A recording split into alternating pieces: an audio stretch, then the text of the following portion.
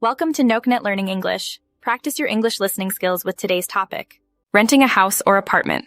Finding a place to live starts with setting a budget. Rent varies based on location, size, and amenities. Knowing your financial limits helps narrow down options and ensures you find a place within your means.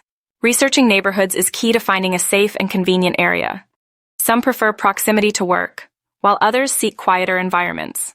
Understanding your lifestyle needs will guide you to the right neighborhood.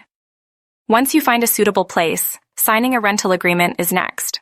This contract outlines rent amount, payment due date, security deposit, and lease duration. Carefully read the terms to avoid misunderstandings. Before moving in, inspect the property's condition. Report any damages to the landlord to prevent future disputes.